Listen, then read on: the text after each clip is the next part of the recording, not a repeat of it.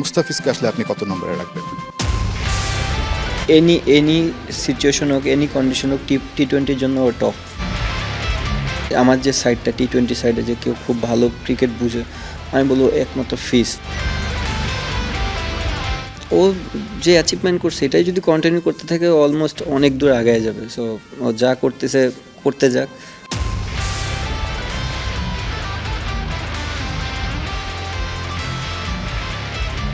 Death over king the fees, মেপে মেপে ডেলিভারির ওস্তাদ।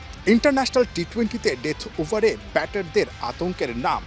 সর্বোচ্চ ডট বলের মালিক মুস্তাফিজ। 895 বলের 373টাই ডট, পার্সেন্টেজ 42, ইকোনমি 8-এর নিচে, উইকেট 75টা।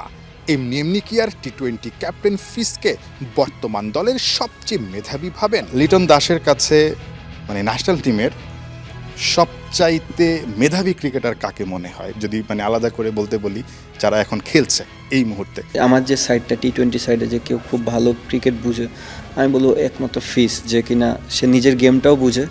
এবং একটা সবচেয়ে ভালো দিক কি, এই রিসেন্ট পাস্টে সাকিব, কিছু কিছু সময় হাসান, দেন সাইফুদ্দিনরা খেলে, এদেরকে ভালো মতন গাইড করে মাঠের ভিতরে। এবং আপনি দেখবেন বিপিএল চলাকালীনও ফিজ এখন মিড অফে ফিল্ডিং করে এবং বলারদের সাথে কথোপকথন করে। তো এই জিনিসটা খুব ভালো যে ও তো ট্যালেন্টেডই, ও জানে যে ওর রোল কী, সাথে সাথে ও নতুন একটা আপকামিং প্লেয়ারেরও অনেক কিছু শেখাচ্ছে। তো আমার কাছে এটা খুব ইমপ্রেসিভ মনে হয় যে তাসকিন এবং ফিজের এই জিনিসগুলো চেঞ্জ হয়ে গেছে অনেকটা।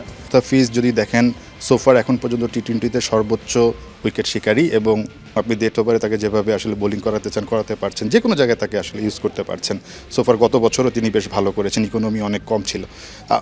মুস্তাফিজকে যদি আপনাকে রেট করতে বলি পুরো ওয়ার্ল্ডের মধ্যে যারা এখন খেলছে, মানে মুস্তাফিজকে আসলে আপনি কত নম্বরে রাখবেন? না, অনেক অনেক উপরেই থাকবে ও হয়তো বা 1 থেকে 5-এর ভিতর থাকবে, যদি স্পেশালি টি-20 ফর্মেটে। আমি সব ফর্মেটে ওকে টানবো না, কারণ কন্ডিশনও ডিফারেন্ট থাকে। সো সব কিছু মিলে আমি মনে করি এনি সিচুয়েশন হোক, এনি কন্ডিশন হোক, টি-20-র জন্য ও টপ। মুস্তাফিজ আমাদের সঙ্গে মিডিয়ায় খুব কম কথা বলে, মানে একটা প্রশ্ন ধরেন আমি 1 হাত লম্বা করলাম, তিনি একদম এতটুকু আনসার দেন। আপনাদের সঙ্গেও কি এরকম? ফিজ আসলে ড্রেসিং রুমে কেমন বা টিমমেটদের সঙ্গে কেমন? অনেক দুষ্ট এরকম কিছু আমরা শুনেছি যে অনেক দুষ্টমিও নাকি করে? হ্যাঁ, ও খুবই মিশুক ছেলে এবং ও মজা করতে খুব পছন্দ করে, বাট ও লিমিট জানে। ও ওর গেমটা সম্বন্ধে খুব ভালো জানে। ও এমন একটা ছেলে, ও খুব একটা মাথায় অন্যের গেম নিজের ভিতরে আনে না এবং নিজের গেমটা অন্যকে দেওয়ার চেষ্টা করে না। বাট ও যখন হেল্পের দরকার পড়ে ও অবভিয়াসলি সবার সাথেই যায় হেল্প করে দিয়ে আসে। মুস্তাফিজ তো সোফার এখন পর্যন্ত ওয়ার্ল্ডের অনেকগুলো লিগে খেলেছে, আইপিএল বিশেষ করে অনেকগুলো ম্যাচে খেলেছে এবং অনেকগুলো সিজনে অনেকগুলো ফ্র্যাঞ্চাইজির হয়ে খেলেছে। এটা আসলে ড্রেসিং রুমে কতটা সহায়তা করে, বা মাঠে যখন আপনি অ্যাজ এ ক্যাপ্টেন তার কাছ থেকে আসলে কোনো ধরনের এরকম ট্রিকি মোমেন্টে হেল্প নেন কিনা কখনো বোলিংয়ের দিকে? মোস্তাফিজের ইমপ্রেসিভ জিনিসটাই হচ্ছে যে ও লাস্ট 2 বছর ধরে আমি দেখতেছি যে ও নতুন প্লেয়ারদের সাথে কথা বলতেছে অ্যাজ এ বোলিং গাইড। আগে একটা কালচার ছিল যে পেস বোলার মানে থার্ড ম্যানে যেতে হবে, ওখান থেকে আমরা আস্তে আস্তে বেরিয়ে আসার চেষ্টা করতেছি যে একটা বোলার সম্বন্ধে একটা বোলারই ভালো বলতে পারবে। মানে আমি যদি আরও ওপেনলি করে দিই আপনাদের, আমি অ্যাজ এ ব্যাটসম্যান, আমি একটা ব্যাটসম্যান সম্বন্ধে আইডিয়া দিতে পারবো, বাট আমি একটা পেস বোলারকে কখনো পেস বোলিং শেখাইতে পারবো না। সো একটা পেস বোলারই জানে যে পেস বোলিংয়ের পেনটা কতখানি। মুস্তাফিজকে যদি বলি মানে একদম যখন ক্যারিয়ারটা শেষ করবে, লিটন আসলে মুস্তাফিজকে কোন জায়গাটায় দেখে? থাকে না যে উইকেটের দিক থেকে বা একদম ওয়ার্ল্ডের বেস্ট বোলারদের একটা মানে মানে লেজেন্ডের কাতারে, মানে কোন জায়গাটায় দেখে আসলে?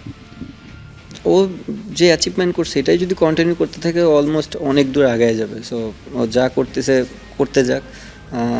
বাংলাদেশ টিম তো হেল্প হচ্ছেই তার কাছ থেকে। এবং আমি চাই যে ও যেহেতু ও কেরিয়ারটার হয়তো বা বেশি দিন খেলবে না, কারণ একটা পেস বোলার বেশি দিন খেলে না। আমি চাই ও ইঞ্জুরি মুক্ত হয়ে যেন বাংলাদেশে হয়ে যে কয়টা বছরই খেলে যেন কন্টিনিউ বেসিসে খেলতে পারে।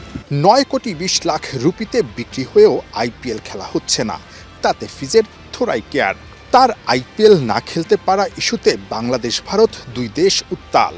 ভারতে বাংলাদেশ খেলবে না বিশ্বকাপ, তবে যেখানেই খেলুক মুস্তাফিজ সবসময় ক্যাপ্টেনের ট্রাম্প কার্ড। নাহিয়ান বিন জসিম, 71, সিলেট।